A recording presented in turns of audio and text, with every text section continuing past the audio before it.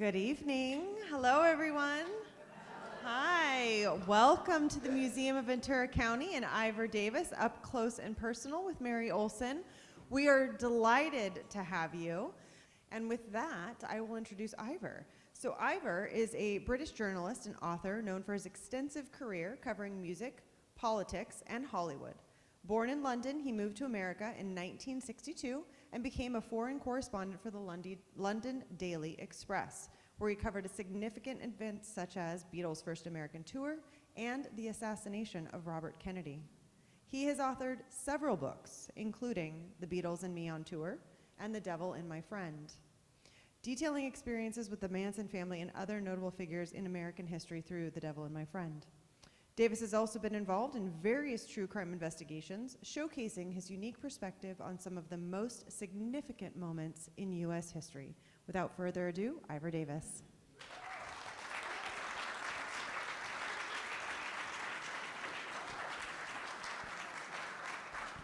Thank you so much, Heather. Just looking around, I'm going to make myself comfy. In the old days, I could stand up for an hour, but now I have to sit down, so excuse me while I sit down. Well, it's good to see everybody here. Most of you are my friends, and I paid you to come. Don't tell anybody. Okay, so where do we start? Okay, take my glasses off. I used to read quite easily. So the thing is this. Thank you, Heather, for that great welcome. Thank you, John, for your terrific technical work there. And I thank everybody a bit later on, but let's get on with the show. Okay. What I'd like to do is show you a new film that was made in the last 3 weeks. And we had the privilege of having Bruce Hannafin, who was in the audience, make this movie. And I think you're going to like it because this will tell you why people love KCLU. So, John, if you wouldn't mind playing the movie, thank you.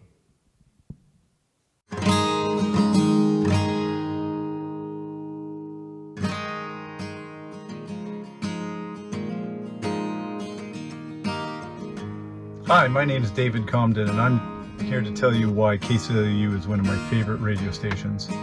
It's commercial free, which means I don't have to listen to all the crazy, fast-talking, loud noises that many stations provide to you. It has timely, accurate, and compelling news about my community. It has great national broadcasts like On Point, Science Friday, and Wait, Wait, Don't Tell Me. And it's run by local people that care about our community. So I encourage you to support them, and let's keep it going for another 25 years. My name is Layla Tyndall, and I'm a high school graduate and a social media marketer. And whenever I need to stay in touch with either local news or world coverage, I go to KCLU. Hi, we're Mike and Julie. And we love listening to KCLU. Hi, my name's Kathy Wertheim, and I love KCLU because it has all the local news as well as the national news, and it helps to keep me up to date. Hi, I'm Furman Brown.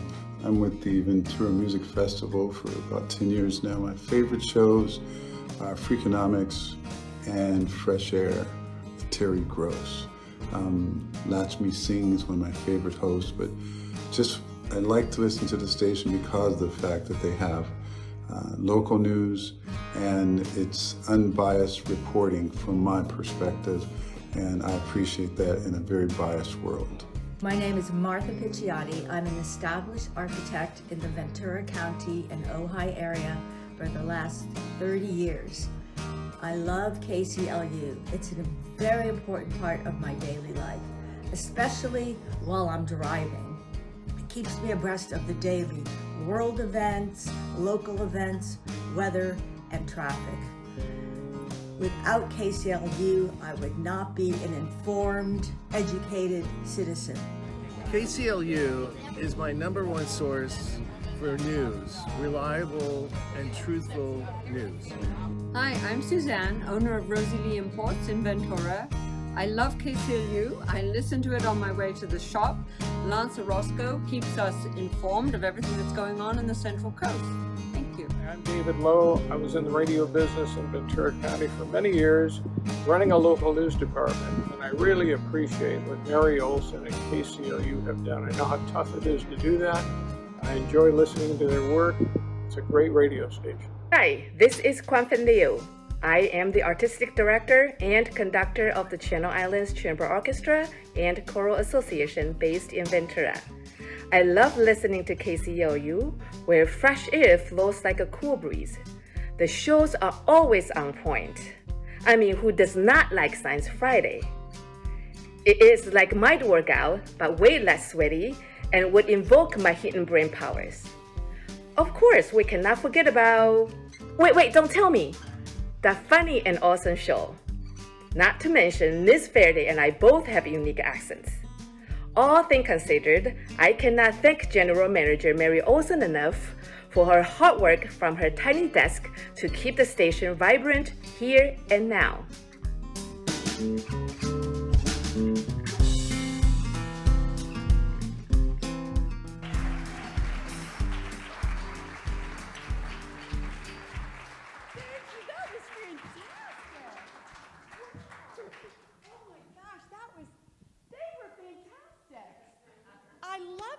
They were all heavily paid to do it, of course. Oh no, I'm I'm joking. I thought it was spontaneous. It's my sense of bizarre humor. They really did enjoy tremendously, and I hope you can hear me doing it. Thank you. And I want to thank again Bruce Hannafin, who's in the audience and was the producer and the director and the music. Thank you, Bruce. Thank you for that. Do I have your permission to put that on our website? Do I have your permission to act like it was my idea and me doing it? Oh, okay, I just check it. No, just take him out to dinner at Paradise Cafe and buy him a bottle of wine. He may change his mind. Nice. Okay, so where are we now? Oh yeah, you know, one of the things, and can you all hear me in the cheap seat? So it was like, yeah, okay, good. One of the things was Mary said in a great interview with Jeremiah Higgins in Santa Barbara Radio, he said, she told him she was a very young child, and we're going to talk about this, when she got hooked on radio. But I want to impose a little whatever. I was 8 years of age when a video that you're going to see, not very long, but a video is going to see when I sat around the dining room table, kitchen table in London, England in 1945. I'm that old, yes.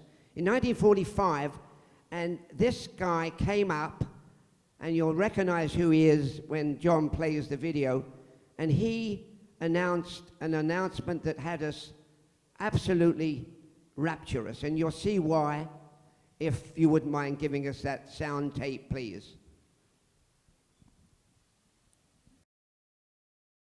Yesterday morning at 2:41 a.m. at General Eisenhower's headquarters, General Jodl, the representative of the German High Command, and of Grand Admiral Dönitz, the designated head of the German state, signed the act of unconditional surrender of all German land, sea, and air forces in Europe to the Allied expeditionary forces and simultaneously to the Soviet High Command.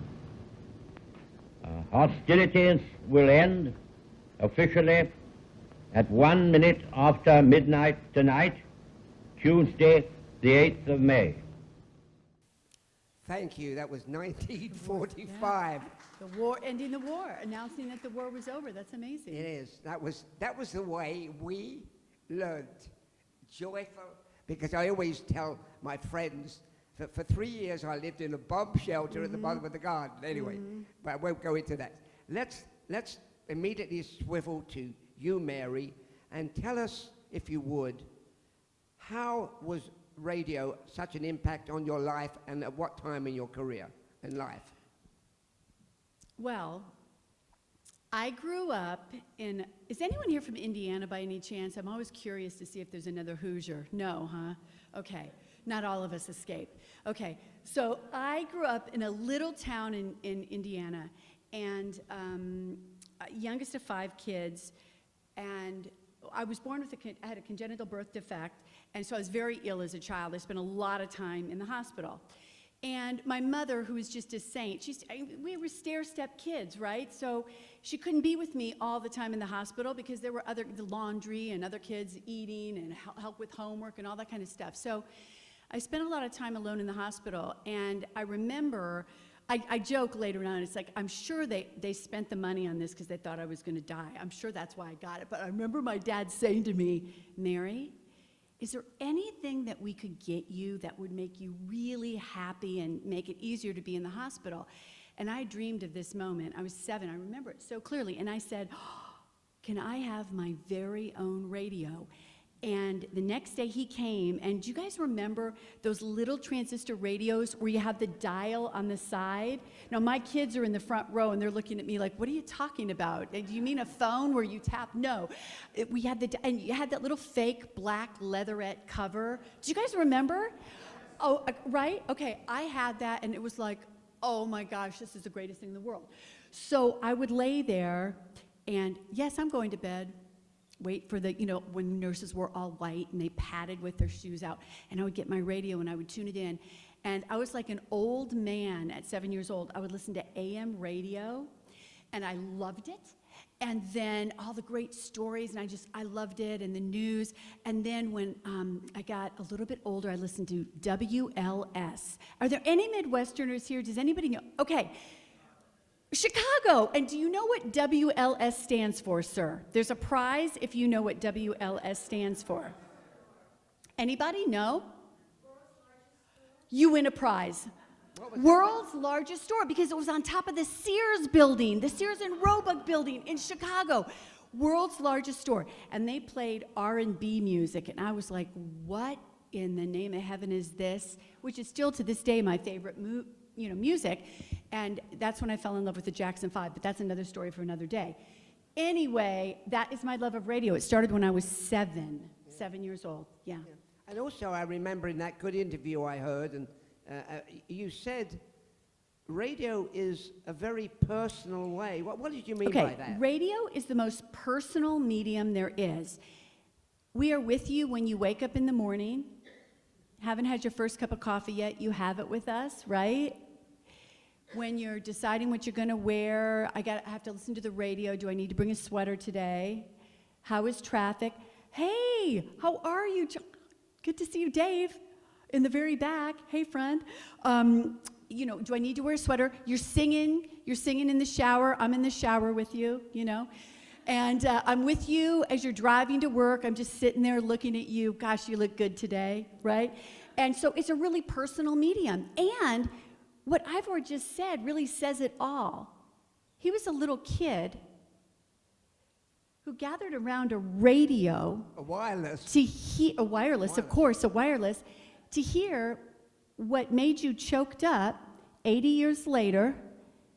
You learned on radio that the war was ending. And if you think back at different times in your life, we are there for you, and we want to be there for you when the ground is shaking and there's smoke in the air or something, terrible. Oftentimes it's when really sad things are happening. But it's an honor for us to be there with you and to have you trust us. It's the most personal medium there is. That is why every couple of years, when they talk about how the newfangled thing is coming and radio is dying, I just laugh. I've been at this more than 3 decades, and I'm still waiting for that to happen. Radio remains the most important and most listened to medium there is, bar none. Yes, we kick podcasts' asses.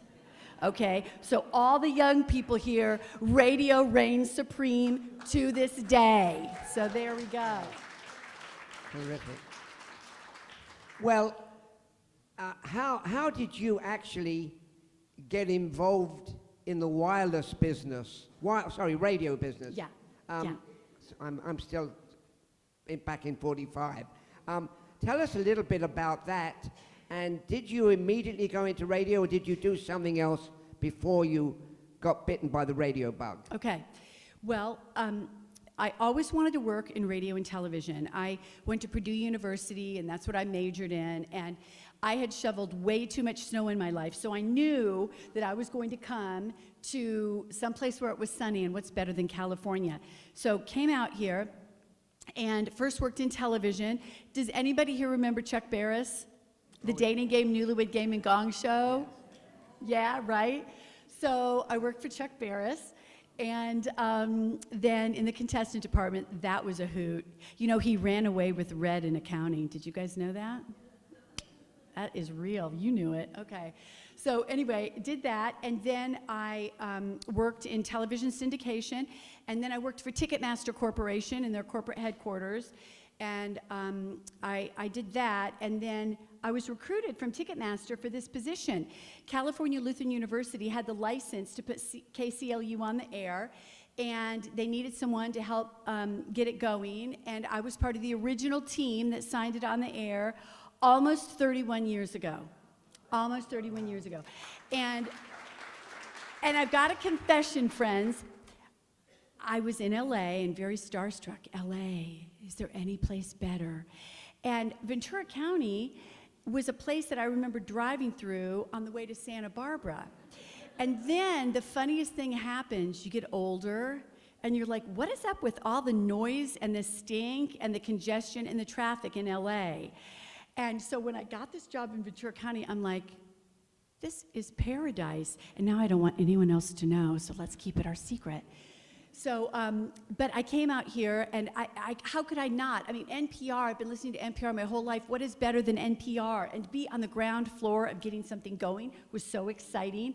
And I thought, okay, I'm going to come out here, I'm going to do this for maybe 5 years, and then I've got to go back to LA to you know, make money, you know, to buy a house and whatnot. But I fell in love with Ventura County. I love it so much, and I fell in love with all of you guys, the nicest people. You guys are Midwesterners. You just accidentally live in California. Yeah. Right? I mean, you're the nicest people, and so here I am, and I love it. Well, you know, you mentioned something, and this is not on my script. You mentioned a guy called Chuck Barris, and a lot of people here know Chuck Barris, and of course you know him well. I lived in Malibu, and I once went to an estate sale at Chuck Barris's house. Now, the reason I tell you this is, tell me if this is Chuck, the Chuck you knew. So I'm there, and he has wall-to-wall library books. And I said to the lady running the estate sale, Chuck Barris must have loved to read books. And she said, no. When we furnished this house, he said, go out and buy me 72 yards of books. Now, is this Chuck Barris, or am I? You know, I don't know specifically about that because I can't say that I saw Chuck reading books, but I can tell you he's an incredibly bright man. How can you be that successful and that bright without being well-read? Yeah, So okay. I have to think that somewhere along the lines, maybe he didn't read 72 yards of books, but maybe he read 70 yards of books. That explains it. Okay, thank And then you. he met read, so those last 2 yards never happened. Okay, good. All right, so let's, I mean, you talked about a little bit earlier about what radio did for you, and you told us about the story in the shower, all the rest of it. But when you came to KCLU, it was a small potato in a way, if you don't mind me saying. And then under your leadership and guidance, it became the big station in 3 counties. Tell us a little bit about that, please. Well, that's very gracious of you to say that, but it might be successful in spite of my leadership. So when I took this position, and I think this is really important for nonprofits in general, we have so many wonderful nonprofits in our communities, and we're really lucky. But just because you're a nonprofit, you still need to operate like a business. And I believe in always operating in the black and being fiscally responsible and having a business plan and having a vision. And I'm very, very, very, very mission driven, don't get me wrong. because I believe deeply in the power and the mission of public radio and television, deeply. But when we came, for me, and in my background, I mean, news is everything. Local news is critical. Local news is what has driven KCLU's success. And so when I came, we had, our budget was so small. Our annual budget was about $181,000 for our first year. And it was a small operation, but I knew that if we were able to develop a news department, that we would flourish. And the stars aligned, and I really have to give him credit and a shout out. I hired Lance Orozco, right? And Lance is the modern day Edward R. Murrow. Lance is, first of all, an outstanding journalist, as you know. He's exceptional. But also, if you've never had the privilege of meeting Lance, he's one of the most decent, nicest human beings you're ever going to meet in your life. And Lance and I had a very similar mindset. And I said, listen, I'm looking for someone who can develop the news department and really focus. We are hyper local. I want this to be really about you and I and right where we are in this space. And Lance said, that's exactly what I want to do. I see it. So I really want to give Lance a shout out for that. And what ended up happening was, you know, CLU, which is amazing, and they were so altruistic. They signed us on the air truly they just wanted to do something great for the community. But what started happening is people from Santa Barbara would be, you know, traveling to LA, and they'd pass through and they'd hear us. And I was getting all these phone calls and emails saying, you guys are great, but we can't get you in Santa Barbara. So we kept our eye open for an opening where we could pick up a station, and there was the stars aligned, there was a little window where you could file with the FCC, where they had some, very hard to get now, almost impossible, they had some available signals, and that's where we went to 102.3 in Santa Barbara, and we were awarded the license. So all of a sudden we went from Ventura County to Santa Barbara and Goleta, that area. So we're doing our thing. Well, what I didn't realize, you know, Santa Barbara is so expensive to live in, so a lot of people that work in Santa Barbara don't get to live in Santa Barbara. They live farther north in Santa Maria and other areas. Same thing happened. We can't get you in when we go back home, we want to hear you. So we were able to, stars aligned again, we're always on the lookout, and I was able to pick up 3 other stations that go further north. So now we started in Westlake Village serving Ventura County, but now we go from Westlake Village through Ventura County up to Santa Barbara, keep on going all the way up to San Luis Obispo and all points in between. And then last summer, we were gifted a station in Solvang. So this little station of 1 turned into a network of 6 stations. And this is going to sound so obnoxious, like a new parent who says, want to see pictures of my baby? Here's 93 of them sleeping. I'm going to brag. So KCLU, your local hometown station, has been the #1 station for news for almost 2 decades. The #1 station in this region for news, and I'm really proud of that. All the LA stations then you can hear out here, all the big fancy LA stations, oh, we're LA, we're so fancy. We kick their butts in the ratings, and I am proud of that. And we do it because we are here for you. We're here for you and your families and your colleagues and your neighborhoods. And what happens to you right here is what we focus on, and we don't feel like you care about what's going on in the El Toro Y or, you know, in Orange County, right? Because we're here for you, so that's that. Yeah, you know, you've just opened another door to something I remembered. Now, last year, I went to overseas to a country to a city, I should say, where they speak in a rather funny accent. You probably won't understand them. I think it was Liverpool.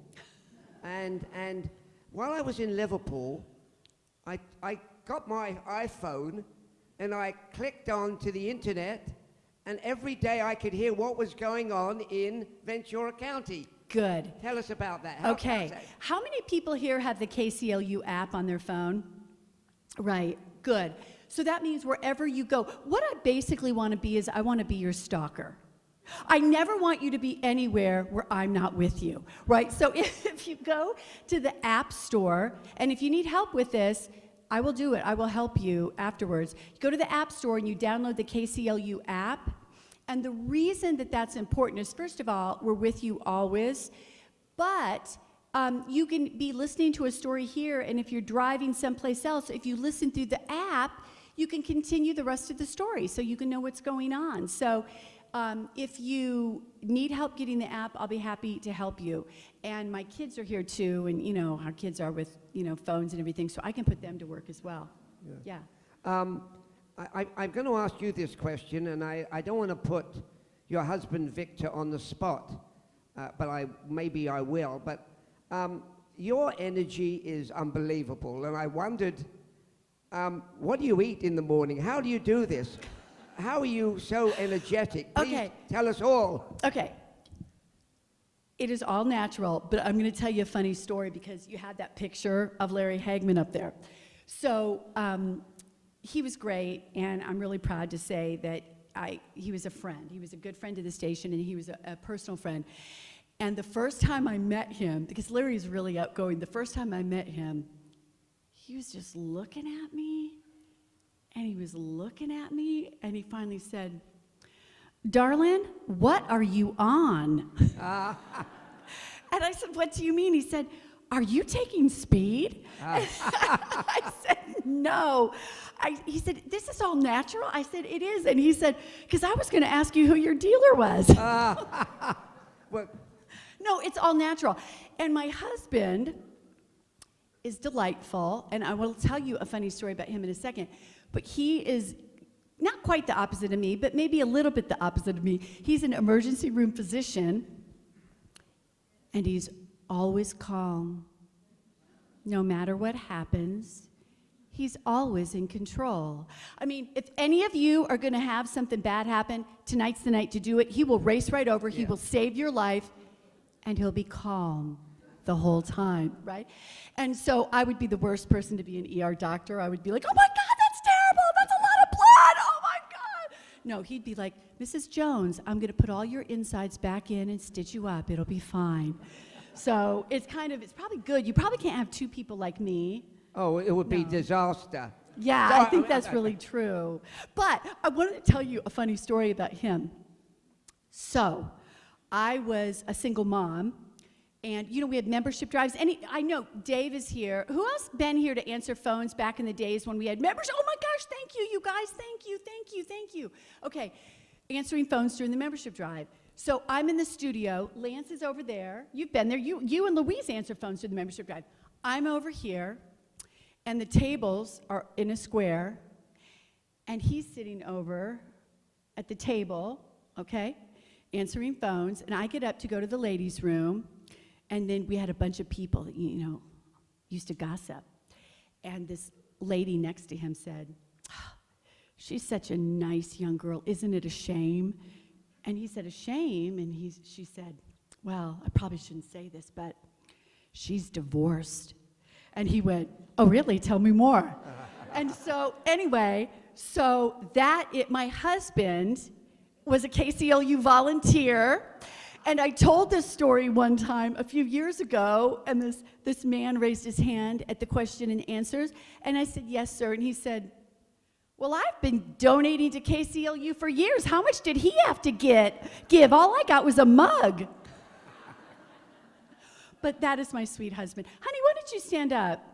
Just say hi. Just stand up. That's my sweet husband, Victor. Yeah. There he is. He's so, yes.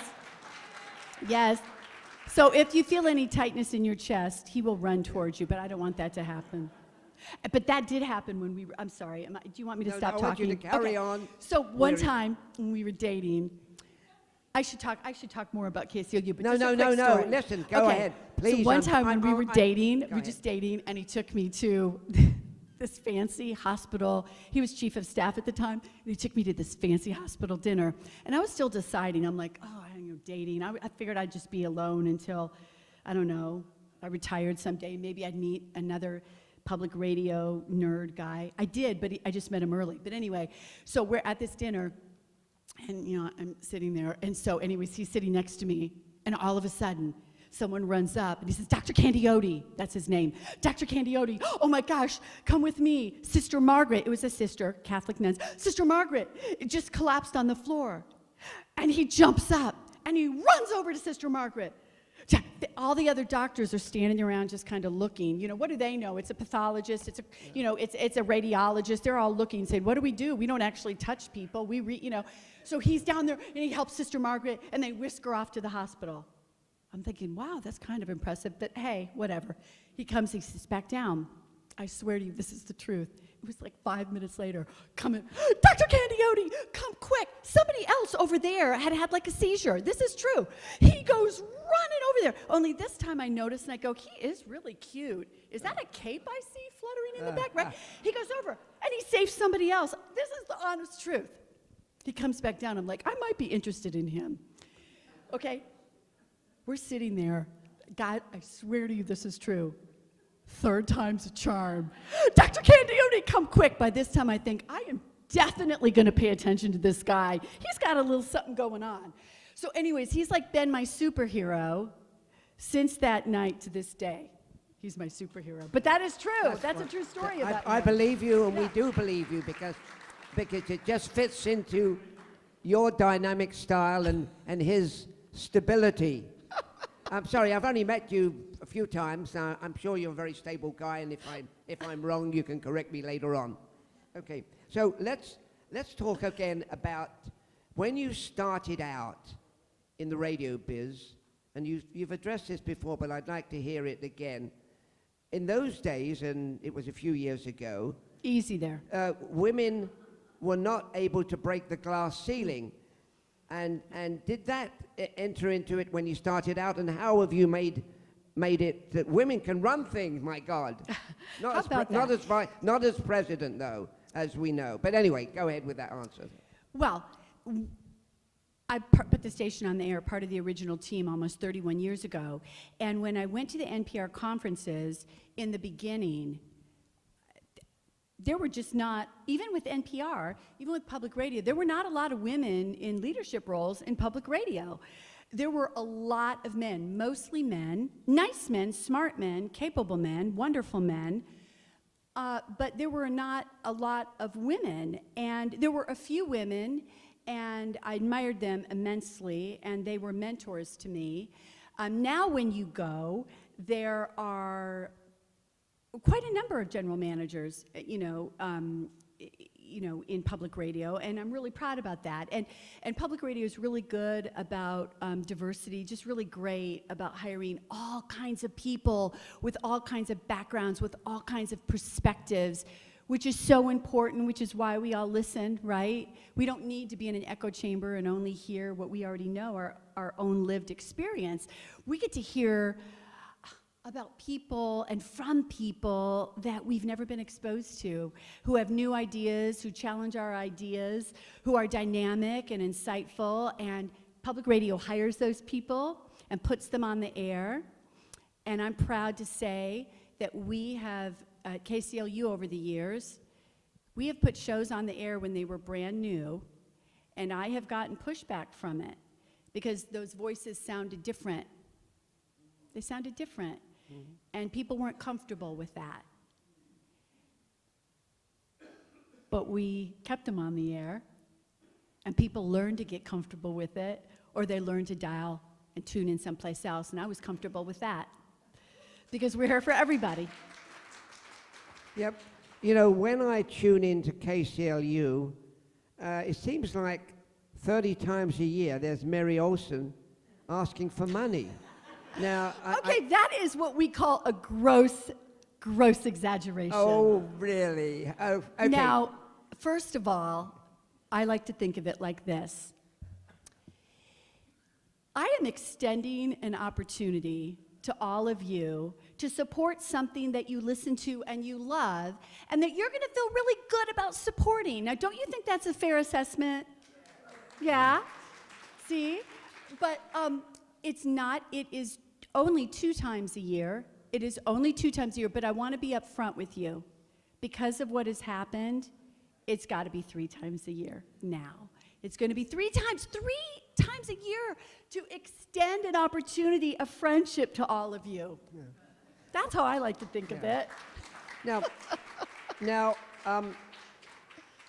we've got to get to the elephant in the room right now, because I was going to leave this till later on, but, anyway, one of the things is, right now, and we spent 3 years trying to get you here, and it happens to work out this way, and you've said so much about what's happening as a result of these draconian cuts.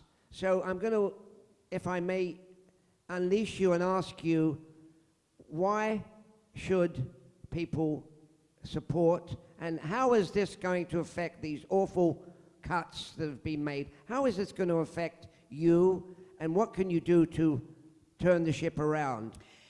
Okay, first of all, I'm not going to say anything political because it's not appropriate. In my role, I never speak on politics. I don't accept speaking engagements with people, with organizations that are political in nature, because I was trained as a journalist, and I'm here for everybody. So what I'm going to say is not political at all. What I want to talk about is a bipartisan issue, because it's about supporting what I believe. I got so excited I almost knocked myself out. What I believe, I'm not even Italian, but I am half Brazilian, and Brazilians do this too, so I think that's what is going on here. Okay. Public media, and that goes for our friends in public television and public radio is a crown jewel in the crown of America. We have something that countries around the world would give anything to have. We have something so special. First of all, freedom of the press. And there's enough room on the radio dial for every voice to be heard. Voices we agree with and voices we disagree with. Voices that challenge us and voices that make us angry. There are cable shows that I vehemently disagree with on the principle that it's not fair, unbiased journalism, and I was trained as a journalist. However, they unequivocally have a right to exist. But so do we. We have a right to exist. We have a right to provide long-form journalism that operating in the soundbite world that we operate in is not good for any of us. How do you talk about the economy, education, politics, or the arts in 30 seconds, or 60 seconds, or 90 seconds? I have many friends who write and produce in television and radio, and they are instructed to write for no higher than a 7th grade level of understanding. 7th grade level. That's antithetical to public broadcasting, and that's why you guys listen. But what has just happened, I'm sure you all know, but just very quickly, the money that was set aside, 2 things happened. For 57 years, we have received money, we being generally public radio, public television, from the Corporation for Public Broadcasting, which is an entity that exists that federal funds are channeled to the Corporation for Public Broadcasting. And why I say this is a bipartisan issue is because Congress, made up of course, Democrats and Republicans, vote together to allocate funds to the Corporation for Public Broadcasting, who then, stations like myself, apply for grants and the money's distributed. And what's so great about it is Republicans and Democrats and independents, everybody loves it.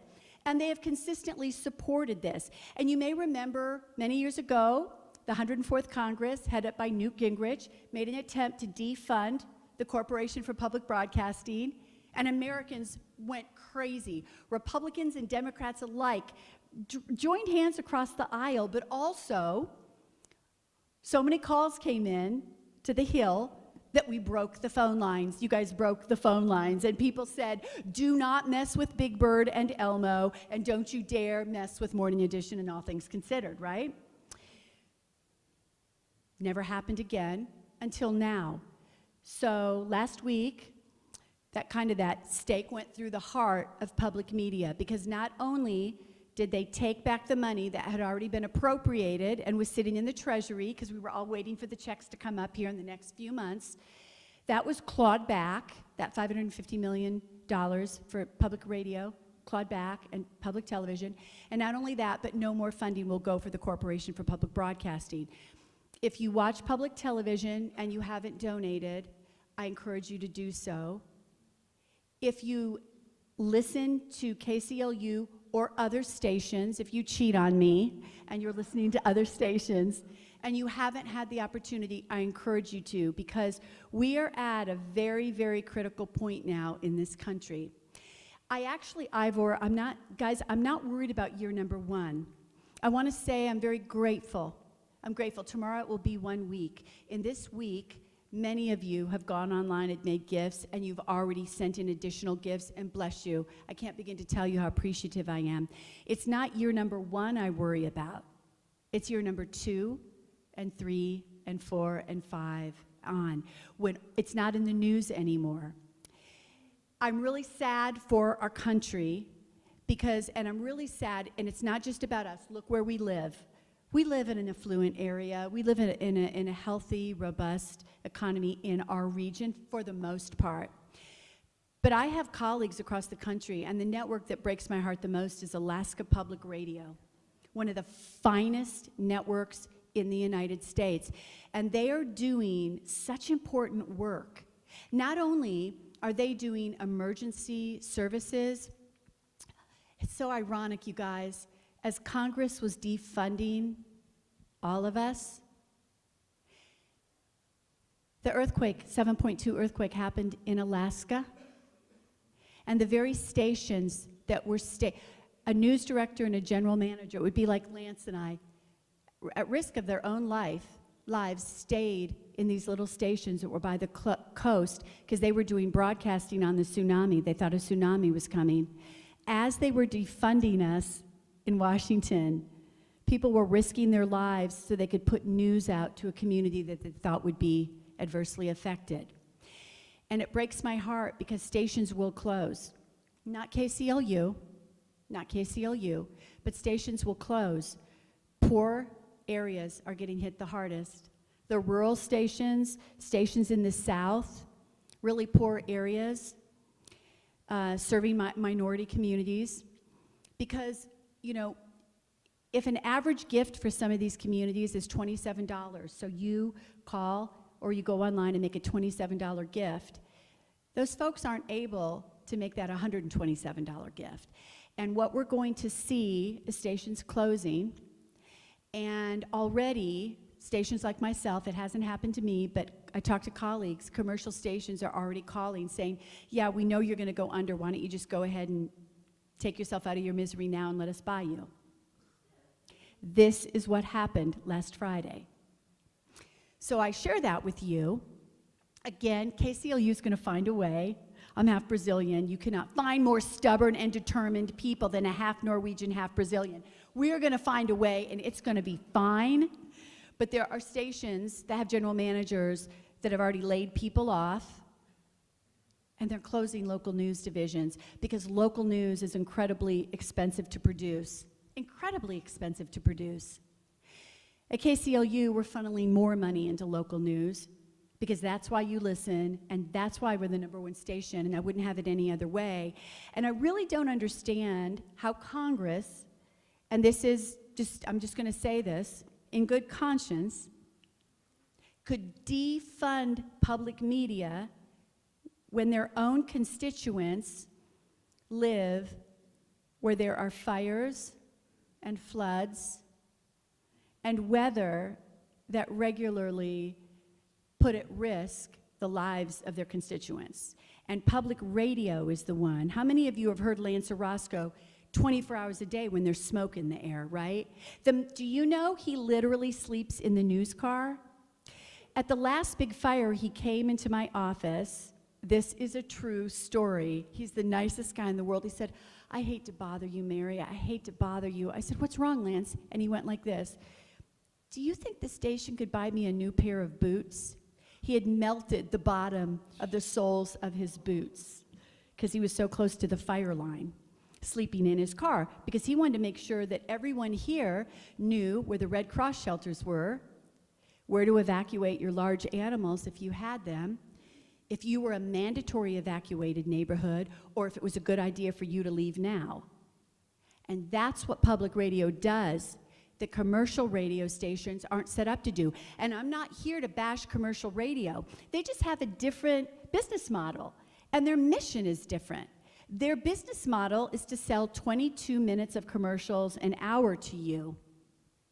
Their business model, and again, it's how they're set up, is to play music and to provide programming that is going to make them money, which is why when there's smoke in the air, you're going to get, Beyonce's latest tune, when really what you need is Lance Orozco or Caroline Faraday or Dave Meyer or Russ Maloney telling you how to be safe.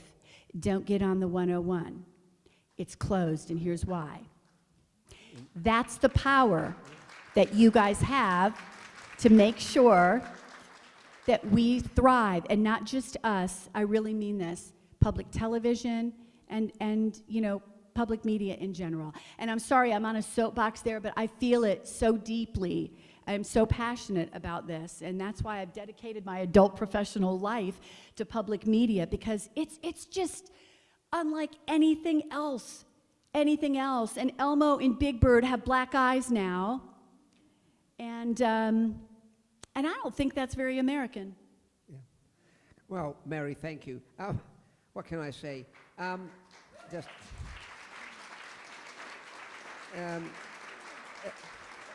My first reaction is, have you ever thought of going into politics? Absolutely not. No, absolutely not. All right, and the other thing is, as those of us who listen to your pledge weeks that are only on for the number of times. They're only at Ivor. I'm going to set the record straight.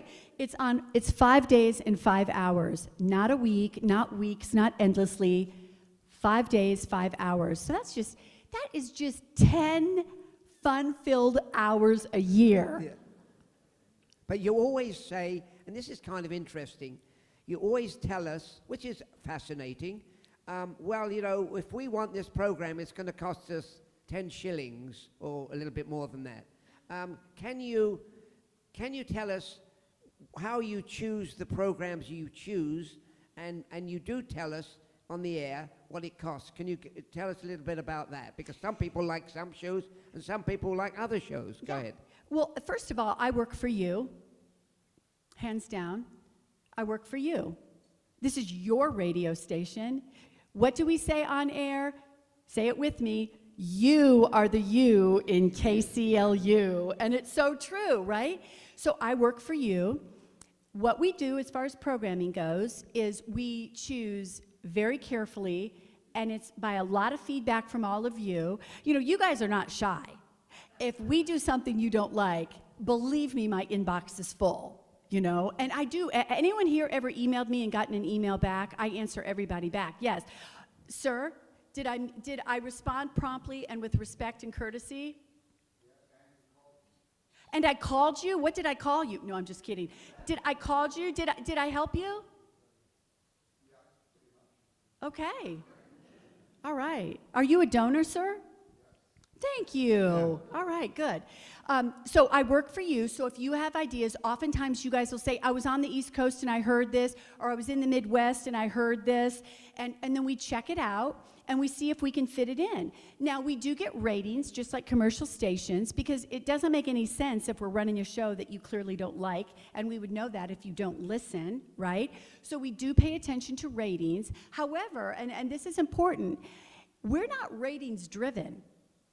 Because there are some shows that are so important that they need to be heard. And so we take that into consideration as well.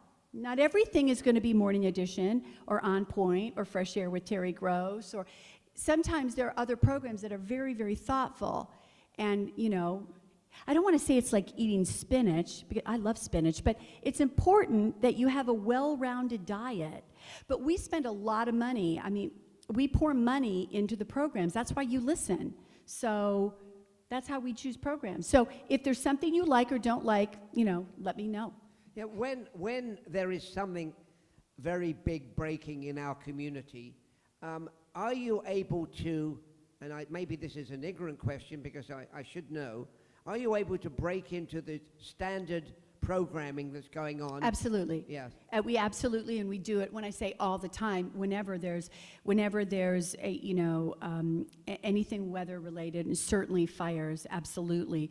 But also, the mudslides in Montecito, remember the Goleta postal shooting, remember the terrible tragedy in La Conchita with the houses being buried and people being, we break into everything, when we need to. We need to keep you safe and off the 101 if that's not going to be good for you. And, that's our job, and we take it very, very seriously. And if you've met any of the team, Lance or Caroline or any of the great team, these people are amazing, and they're deeply, deeply dedicated and deeply passionate about public radio and serving you. It's something we're deeply passionate about.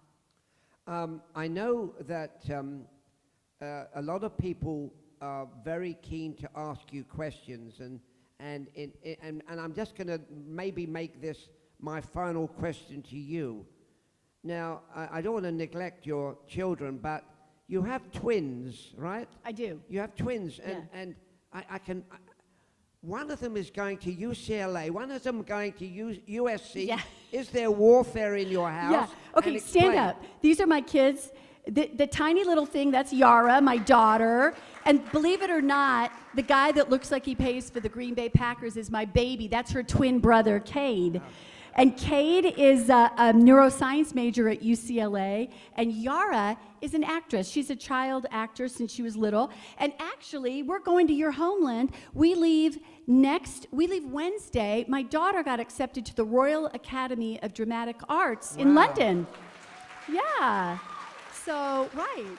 And Cade wants to be a physician and Yara's an actor, and my joke is, I really want to be in a very high-end assisted living someday. So she's going to need to be a movie star, and Kate is going to have to, figure out, the cure to something, because I really have very, very refined tastes. Yeah. No pressure, guys, no pressure. Well, later on I will privately interview them to get the real background, but we'll move on. I think basically, if that's all right with you, let's open the audience to question and answers. Where do you have the? I have to say one thing. I'm going to confess something. If you and I are friends and I know you and I'm not calling you by name, I only have one contact in. So I might be thinking, that fuzzy guy looks a lot like my friend Bob, and it's probably Bob. Oh, look, that looks like Kathy, my friend, in a fuzzy, blurry way, it's probably Kathy or something. So if I know you and I don't go, hey, girl, just tell me that we know each other, because I can't see you.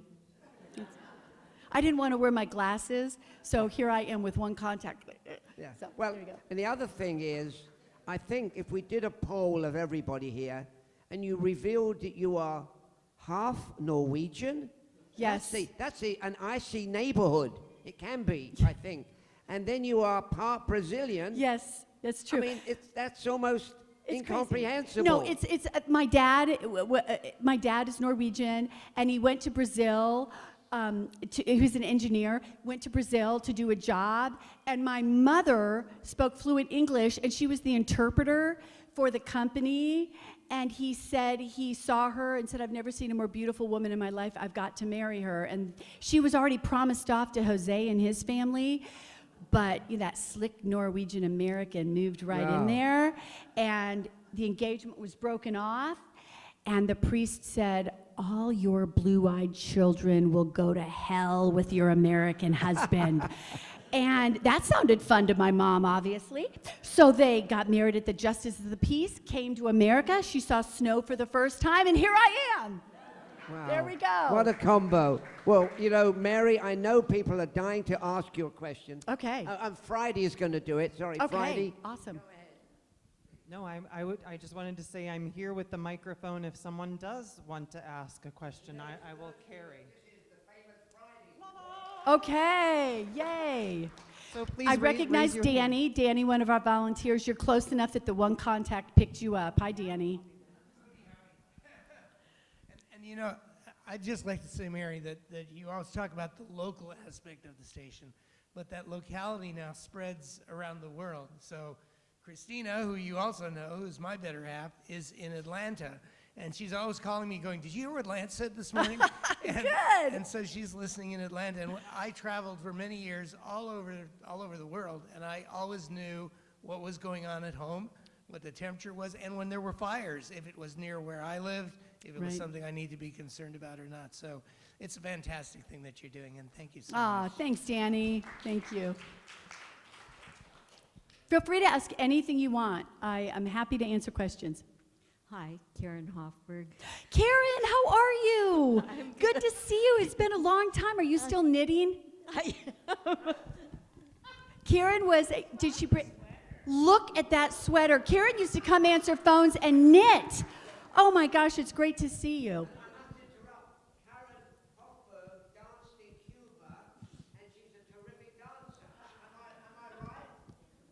Well, I can dance. I don't know. Nice. Awesome. I did dance in Cuba. That is not the question I had, though. I'm wondering what we can do besides donating money to support truthful news broadcasting. Is there anything else that we can do so that it is supported throughout the United States? You know what I would say, and you know, public radio people, I'm not pandering to you. These are just statistics. This is just how it is. Public radio people are informed, they're well educated, they're sophisticated, they're travelers, they're readers, you're lifelong learners. It's the cream of the crop as far as people. That's just the research, that's who you are. I would say share public radio and share your ideas and your beliefs with people who have not been exposed to it, people who haven't listened to it. Do you know that almost 50% of the country does not watch public television, does not listen to public radio, and when queried, they didn't know what it was? Now, interestingly enough, they just voted on killing it, which I think you should always decide if you like something before you decide, you know, not to expose yourself to it. I think, you know, if you don't try new things, we'd all still be eating cut-up hot dogs with mac and cheese, right? I mean, I had a woman once at a cocktail party say to me, I said, oh, she asked me what I did, and I told her, and I said, oh, do you listen to public radio? She goes, oh, no. I don't like it. I said, oh, I'm interested in that, because I really am. I said, I'm interested. What about it don't you like? Because I always want to hear that. It's important to know. And she said, oh, I've never listened to it. I just know I wouldn't like it. Well, that's interesting. I mean, I think we should expect. I mean, I watch some cable programs where my husband says, I'm afraid you're going to have a heart attack. You have to turn that off. But it's important that I do that because I want to know what other people think and I want to be challenged. I think all of us should challenge ourselves. So what I would say, Karen, is I think it's if you meet people that have never listened to public radio, to tell them about it, maybe explain how important long-form journalism is, how you can't get a full story on 30 seconds. You know, that you're listening to us and we're giving you 5, 6, 7, 8 minutes. If it's a fire, it can be 25 minutes at one time, you know, without a break. And so I think exposing people and sharing the gift of public broadcasting is a great thing all of us can do. No matter where you are, you're in line at Starbucks, you're at the airport, you're in Disneyland, share, you know, you're talking to someone, share it with people. Got another question right here. Mary, you mentioned when you started. What's your name? David. Do I know you, David? No, I don't think you do. Well, David, thank you very much. I appreciate that. And even though you're a little bit blurry, I can tell you're dashing. So continue. So my question is, you mentioned when you started the station 30 years ago, you wanted to be hyper-local to Ventura County. Now you've grown to cover 3 counties. So My questions are, one, can you still be hyper-local to Ventura County? And how do you allocate the time in your local news coverage to try to cover all three of these diverse markets? That's an excellent question. Thank you for asking it. First of all, it used to be just Lance. Poor Lance was driving everywhere. But I hired Caroline Faraday as well, okay? And so one of the things we do is if you listen, we will have, if we have a Ventura County story, someone else will do a Ventura, Santa Barbara story and vice versa. I'll tell you where it gets a little bit of a short shrift, and I want to be honest. I hired a stringer, Ben, who does an excellent job, Ben Hayes, out of the Santa Ynez Valley area. Ben covers that whole area. If there's one area that gets the short shrift, it's probably further north. I'm really proud of our coverage of both Ventura County and Santa Barbara County. Not as much there. But my resources are very heavily poured into our two counties. I will continue to grow there, but we have less listeners there than we do here, so I'm really focused on serving all of you right here that are counting on us. But we definitely, when big things happen, we definitely still go on, and Ben covers that. Yeah. Hello, I'm Robin Lamar.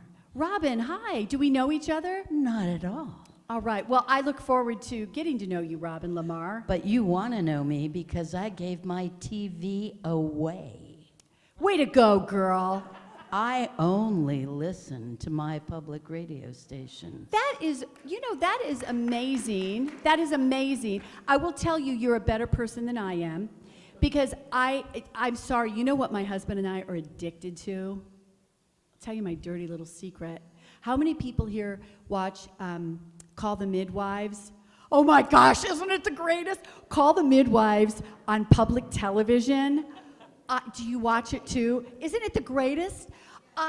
Those people are all my friends and I love them. And every time a baby cries, is born, I bawl my eyes out. I cry every time there's a baby born. I'm like, oh my gosh, it's so beautiful. I love that show, so I can't give away my television. But I love that you did that. I've met other people who said that as well. And I cry every time there was a traffic accident on the 101. But I'll put my comedy act away. Okay. You talked about, and I've been hearing about it, about the stations in Alaska and the stations in Terre Haute. Or wherever that are going to really suffer, and people who are not going to get to know that there's an accident on their freeway. Now, I know how to donate to you, but how can we support those folks? Yeah, and I'll tell you, I just had an email exchange with a wonderful woman who emailed me and said, I already support you, but I want to support other struggling stations. Who should I support? And I said, support Alaska Public Radio. And I would say that to all of you now, if you're picking one other place to support, Alaska Public Radio. You know what they do? I mean, this just makes me so profoundly sad, and it makes me so sad that fellow Americans thought that this was a good idea. Alaska Public Radio teaches native languages. They bring elders in, and they teach native language lessons to young adults and children so the languages don't die. I don't know if I can think of a better use of radio.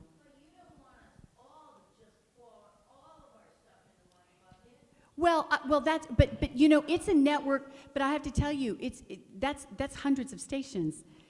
It's so spread out and it's so isolated, and they're going to start closing all these stations. The general manager, we all went, I went to Washington, D.C. We all did. We went up the hill and we met with our elected officials, and we were there to support each other. And the CEO of Alaska Public Radio stood up, and she said, listen, I wish you all well. She said, but I just need to make this really clear. As I hear you talking about, well, if you look at radio, your station is a dinner plate. And you've got your steak and your mashed potatoes and your broccoli. Maybe you have a Jell-O salad and a piece of pie and all that. She said, you might get rid of the pie, and maybe you get rid of the Jell-O, and maybe you don't get the steak and you have a hamburger. She said, "Do you guys understand? I don't have anything on my dinner plate." That's how severe those cuts are. So I would encourage you, if you're looking for someplace else to donate. Now, another place to go,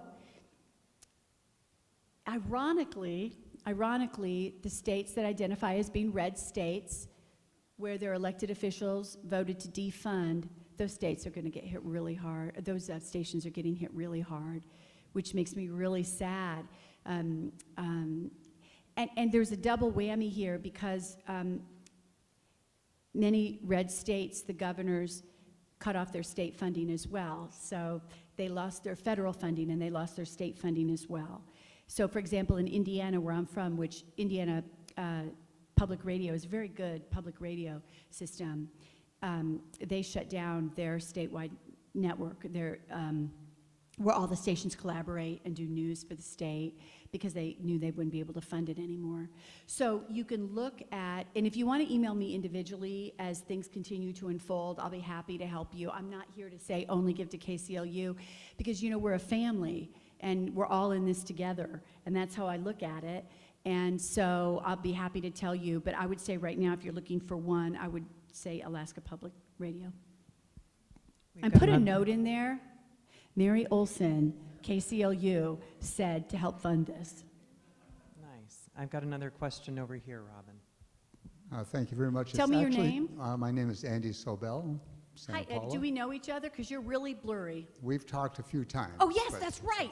I answered your email and I called you. I Yes, feel like you we're did. close friends, Eddie. Go ahead. So similar question. So Ivor had asked earlier about how you make decisions on what shows to have on, and each of those shows incur a cost, and some of them are very expensive. So we're a strong station. If we're supporting a particular show, let's say an NPR show, does that help Alaska in some ways, that No, that show will stay alive? It doesn't. It doesn't. And this is something a lot of people don't understand. Every single station is its own nonprofit. So I have people sometimes say, "Oh, I helped you out. I gave to the station in LA." And I just kind of cringe a little bit, only because, not that they're not good stations, they are good stations, but they're also very wealthy stations with big endowments, So every station fundraises for itself. So, that's why it's important to support the station that you listen to. With our station, most money comes in during morning edition and All Things Considered, which is not surprising. That happens across the United States. Most people, are driving in the morning. It's morning drive and evening drive. So that's where the bulk of money, those two programs, come in. But then we're really fortunate, and it speaks to, in radio, it's called it's a tent, so this is the morning, and this is the tent pole is what it's called, and this is the evening, and then there's a big dip in the middle of the day, because if you notice a circus tent, it's called the tent pole. That's not how it is at KCLU, and I'm really proud of that. We hold the audience, so it just slightly goes down, just slightly, and then spikes back up, and most stations go like this. And that tells us that we're programming the station well and that you like it because you're continuing to listen. And the other thing I'm really proud of, on commercial stations, have you ever tried to listen to commercial radio stations on the weekend? Oh my gosh, they're selling you, supplements, and they sell away their airtime. And even on public radio stations, they don't invest a lot of money on the weekends, because weekend listening is not as strong as weekday listening. But I don't believe that, and I'm not satisfied with that. If you look at our weekend lineup, we have all the big shows, all the expensive shows, Weekend Edition Saturday and Sunday, Wait, Don't Tell Me, the Ted and Fresh Air Weekend, and we go Ira Glass, and on and on and on, and we have really strong audience numbers there too. So support wherever it's convenient for you to give, support the programs that you like, but it helps us, enables us to be able to purchase those programs from NPR, which helps NPR. It helps us purchase programs from other suppliers, which helps them as well. I know we have more questions, but Mary has triggered something. I love listening to Chris Carter, Breakfast with the Beatles. Okay, he's going to be my next guest. But what I hate, and I want to tell Chris this, the commercials are abominable. They are intolerable. And they have a popular thing, and when the commercial, I think, my God, why am I listening to this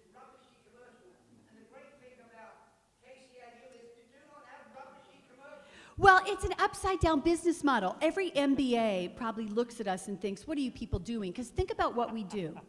We give away all of our product for free.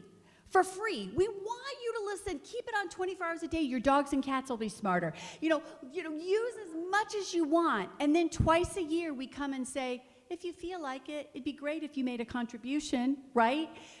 It'd be like going to Nordstrom and say, I want all these clothes, but I only feel like giving you $25, right? It's an upside down business model. It never works. But yet, what's so dynamic about that is, look, it does somehow, right? It does somehow work out. You guys come through for the stations that you love, for the public television stations and radio stations that you love. Commercial radio stations have to sell 22 or 23 minutes an hour in order to make their shareholders happy. And I have to say one more thing, and I am on a soapbox about this. Did you guys know that 5 or 6 corporations own most of the radio stations in the United States? Let that sink in. There are over 15,000 radio stations in the United States, and 5 or 6 companies own most of them. And how that works is there's a computer, and so at the same time, all the Cumulus stations, all the, they'll play the same song on all 500 of their stations everywhere. And then the local, and I'm making quotes here on purpose, air quotes, local host will come in and say, okay, the weather in Ventura is sunny, hey, ho, ho, that kind of thing, right? Okay, that's antithetical to how radio is supposed to be. When they divided up the spectrum, they said radio is supposed to be local. Never in a million years did anyone think that 5 fat cat corporations were going to buy all the stations and get around the issue by doing local weather. Okay, that's not good for you, and that's not good for me, because when there's an emergency, the latest song shouldn't be playing. That's not what's important. Your homes going up in flames, that's what's important. So the reason I'm so passionate about public broadcasting is public radio is the last bastion for independent, long-form journalism in America. There are a couple of independent, still mom-and-pop shops, not that many. But public radio is not selling away your ears. Public radio doesn't care about the latest song or the latest trend, and we're not selling away our airtime. We're here to serve you and to serve your families with news, information, educational and cultural programming. That's our mission, is to serve you. And I will die someday with a microphone in my hand saying those same words. Because that is why you get into this business, is to serve the public. And there's nothing like public radio. And I am so honored. Every day I drive to work, I'm still so excited to come to work every darn day. Because at the end of the day, I feel like we're making a difference in the world. We're making the world a better place. Because we're not, I'm not even going to say that. We're not biased. We're not selling away your ears. We're not aligned with an agenda. We're here to bring facts together and let you decide how you feel about an issue. And I am so honored and grateful I got to make a living doing that. Yeah.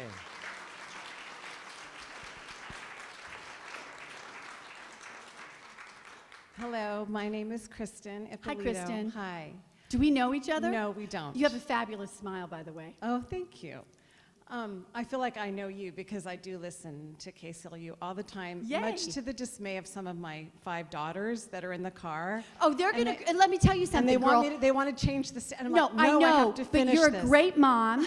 They wanted to change the station, and I have a 27-year-old son who's a marriage family therapist, and there's a quick story about him, because all he did was grow up. I'd pick him up, after school with All Things Considered, and finally, he was about 4 years old, and it was a weekend, and in the back seat, we hear, do, do, do, do, do, do, do, do, and his dad said, that is it! He's 4 and he's already a public radio nerd. They're gonna beat him up in school. We've got to start playing something else in the car. But your kids are gonna be smarter than most adults. They're gonna be articulate. They're gonna know world geography, and they're gonna know everything that's going on. My 21-year-old kids know more than most adults who don't listen to public radio because they grew up on it. And they have stickers on their laptops that say, Public Radio Nerd and NPR stickers. Love it. I agree with you 100%. Go, girl. Okay, what's your question? My question for you is, are you concerned, as am I, about the impact of artificial intelligence and how it may impact public radio? Well, I mean, that's an excellent question. And it's so funny. We're doing national conference calls with all the general managers and NPR on that, and they're now offering seminars and for journalists on how to use and work with artificial intelligence, because I think that to say that's ridiculous, it's not good, that's foolish. I mean, you have to. It's here and people are using it. The danger is, of course, and why I always default to real people. We don't just fact check once. We fact check twice. We fact check 3 times. Lance Orozco has said something for years. Ivor, you've heard him say this. Anyone who has met Lance at a speaking gig has heard him say this. We don't care about being the first one on the air with it. We care about being right on the air with it.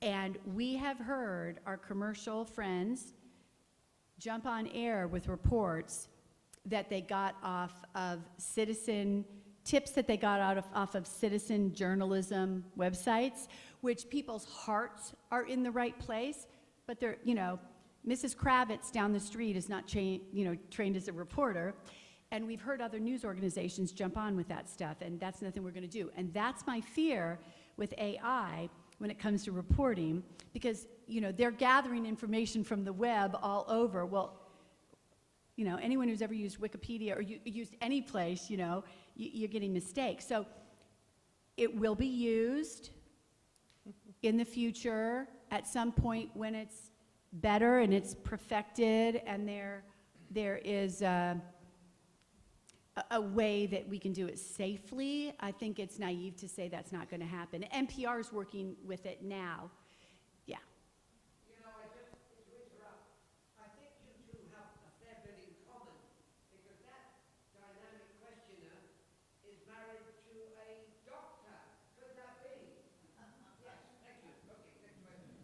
Okay, what kind of doctor are you? I want to know. Okay, so if Ivor collapses on the stage, not that you would, are you going to run up here and save his life, or are you going to point to my husband? Okay. But you know what? I have a sore throat, and he's never sympathetic about that. And family doctors are the best because you guys are so kind and sympathetic. If I say, oh, my throat hurts, will you look at it? My husband's like, okay, because he's just like sewn someone's arm back on or something. It's like, I don't care, my throat hurts. But anyways, thank you for doing what you do, sir. I've got a question right over here. Hi, my name is Bob Braitman. Bob Braitman, I love you. Bob, and is Mary here? No, but my daughter Leah is here. Leah, stand up. Okay, Leah, your dad and mom are the greatest people. Bob and Mary, the cutest story, they met in college, in the dorm. They have been donors for KCLU for a long time. Your mother is a saint. Your father is a prince of a man. Bob is in Rotary. I just finished my year as Rotary president. So Leah, great parents, always take good care of them. Okay, Bob, my friend, what have you got for me? I'd like to ask a question. Okay. In your dispassionate voice, yes, could you please explain to everyone in the room what the federal government, the Congress, and the President have just done in terms of public radio in this country? We covered that earlier, I think, before you came in. Yeah, that we've been defunded. And what we can all agree on, whether you're a Republican or Democrat, we're all friends. What we can all agree on is individual support is more important than ever before. But it's not what we would have wanted, and I do worry for a lot of stations, as we've talked about, but we're going to get through it. Bob, this would be a good time to increase your pledge. Yes, sir. Hi, By the way, I love the fedora. Very snazzy. my name's Ron Geyser, and I'm wondering what this administration's official reason or justification for cutting the funds, and what is your recourse to dispute it, if any? The administration officially is looking for waste, fraud, and abuse. And the administration said that public radio and public television is biased and not in the way that the administration likes or agrees with. And the administration, before 4 years ago, I mean, first time around, tried to defund public media, and it didn't go anywhere. But Project 2025, that was part of the plan, and this time it sadly was effective. And as far as recourse goes, you guys, we did everything we could. You guys did everything you could. The response was amazing, so anyone here who wrote a letter or called, thank you. We did everything that we could, sir, and it didn't work. And I do fear for stations will close down and news divisions will close down. It will. They will. We will not be as a country as well informed, in my opinion, sir, with the loss of public radio stations and public television stations. We won't be as informed. But we will be here in the Tri-Counties.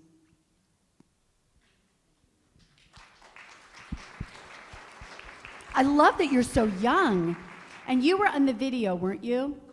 No, it wasn't you in the video. Okay. No. How old are you? I'm 19. Do you listen to KCLU? Yeah, so that's kind of what it's not really a question. It's kind of a silly little quick story. So my sister, who's 2 years younger than me, we also grew up, this is my mom, she loves KCLU, and we always have it on in the car. Your daughter? Oh, I love it. So my sister and I grew up in the back of the car here in KCLU, and like your son, we also would sing the jingle all the time. And something kind of funny is whenever we would play pretend or something like that, our imaginary friends were named Melissa Block and Ari Shapiro. I love that. That is fantastic. You know what the only thing, you know where I thought this was going? And I'm going to be honest with you, I was a little disappointed. I was hoping your imaginary friend would be Mary Olson. I was hoping that maybe you were going to tell me you and your younger sister played membership drive. And maybe you got on the mic and said, "You are the you in KCLU, give now." That is awesome. I love that story. Thank you for sharing that. And thank you thank you for playing KCLU. I'm sure your children are brilliant and well informed, and thank you. That's great. We try. I have a question. Yes, Louise. It's not as serious as many of the questions we've already heard. But for me, it's serious because when you have the drives, my blood pressure goes through the ceiling. When you have a minute and a half left, I have to turn the radio off. So you know what? Can you give me some ideas of what really happens behind the scenes? It is, if I knew, I could be a millionaire. I could be a billionaire and save public broadcasting and fund it myself if I knew why this happened. It is the funniest, and nobody knows the answer to this. You can say all the same things. Lance and I, it's called building a case. You hear us. We get on. We explain what we're doing why we need the money, what the money would go for, why it's important, and then we lay all that out and we close by saying, and here's how you can give. You can say all the same things. Crickets. And I am telling you, Lance and I, and he's going, because you know, you've been to the studio, so we're looking at each other. I'm in one studio, there's master control, and Lance is in the other studio, and we're going, you know, because we're sweating, because it'll be like a $5,000 or $10,000 challenge. And what, I'm not gonna lie, so I get on, I'm like, well, we have 2.5 minutes to go, and we only need 31 more gifts, and I'm trying so desperately to be upbeat and positive, you know? And Lance is going, we're dead. And I'm like, hey, yeah, 30, okay, now we just need 30, and okay, 90 seconds left, hey, 90 seconds left, just 27 more, yay! You know, and we're sweating. I'll be darned, as God is my witness, they all come in at the last second, and the phone center goes crazy. Well, in the old days, remember the people who worked the phone center? Dave worked the phone center, you were in the phone center, Louise, you're in the phone center. And everyone goes crazy, and they all come in at the last second. And I always think, you guys, why? Why? Why do you wait until I'm sweating, until Lance is nervous? He chooses pen. He clicks the pen repeatedly, and then he chooses. And because we're thinking, because we have to go on, we're going to have to go on and say, I'm not going to lie. I mean, we go on, we're going to have to go on, which we've had to do twice. They scarred me for life. And we've had to go on and say, well, thank you to everyone. It was so great. Now, we didn't make this challenge, but hey, we heard from so many friends. Great. You know, we don't want to have to do that. We have to do that. It's happened twice. And it was both times. I think one time it was by one gift, and then another time I think it was 2 or 3. So my message to all of you is don't keep us in suspense. If you want to give your good-hearted, get it out of the way. Go ahead, make the call. Go online. Because if not, Lance is doing this, chewing. I'm like sweating. I'm like, oh my gosh, is this a hot flash? What's happening? You know. So. I have one last question for Yeah. you, Mary. This isn't a question. Kathy, Kate, hi. Kate. Kate, Well, excuse no, me. Kate, my sister hi. calls me Kathy, so. That's why I got good to That's see why. you. Right. And you brought your husband, Right. who is also a physician. Yes. And ER tell me what kind of physician, physician you are again. Family practice? Oh, and our son is an ER. Could you look at my throat? My husband's ignoring me, and it hurts a little bit. Thank you for that. Watch and learn, honey. I have a statement, not a question. And Louise's question kind of covered it. But I just want to say that I'm so impressed that when you have your pledge drives, which I don't really look forward to, but both you and Lance are so, you come over so excited about it. And you know, I'm thinking 30 years, oh my gosh, how can they do it? But you guys do it. And I want to thank you. Thank you for saying that. But I will tell you, we really are excited because think about what we do. It's all anonymous. We drive to work every day. We come to work every day. We produce, we edit, we write, we record, we gather. I mean, all that. Lance is out in the field, all that. But then the story goes out on the air. But from where we sit, we hope you're listening. We hope you like what we do. And that's why the membership drives are so great. And we really are excited because it's feedback. It's feedback. And when you call and make a gift, or when you go online and make a gift, there's a place where you can make comments. We read every single comment. We cry, we laugh, we whatever. People, you guys are great. It's like, keep up the great work. We love you here in Ventura. We love you here. And it's so gratifying. And that's why we really are excited, because we get to share what we do, and then you guys share back with your treasures, but also with your love and your comments and your helpful suggestions. I put that in quotes. Yeah. Well, thank you. This. Can I say thank you? I'm sorry. You can. Okay. Yeah, go ahead. Say thank you. Go. You guys, I'm going to confess something. I was nervous for I haven't slept the last 3 nights because I was convinced no one would come. I was convinced, I'm gonna let down my friend Ivor. I'm going to let down my friend Elena Brokaw, the director of the museum. No one's going to come. It'll be an empty room with my husband, who still won't look at my sore throat, and my kids, and my girlfriend, right? And I just want to thank you guys for caring enough about KCLU that you wanted to come. I'm so excited and so appreciative. So I did bring gifts. Some might call them bribes. I like to think of them as gifts. On some of the chairs, there are those purple bags. If you want one, take one. And on the back, we have very groovy clips, like I call them refrigerator clips. They're magnets, and it says KCLU on it. You can put them on your potato chips, but I say put it on your magnet, put your grandkids and kids' artwork on there so you can see us all the time. I have Rick Steves, Travel with Rick Steves. I have brochures on Europe. They're all in the back there. You can take those. And I just want to say thank you for coming. Thank you for caring about KCLU. And I just ask you to spread the word. And I'm just so grateful and so humbled for you guys being here and for being so supportive and so kind to me. So thank you for that. I just want to say, this medical convention will be over in 30 seconds. Mary, thank you so much for coming. It has been very entertaining. We could have danced all night. I want to thank some of the museum people, and I apologize if I've missed them out. John for the terrific tech work, Friday for handling that, Heather and Amy, and those I've forgotten, I apologize. Even Tom back there in the depths of the room. Thank you for coming. Thank you, Mary. Pleasure.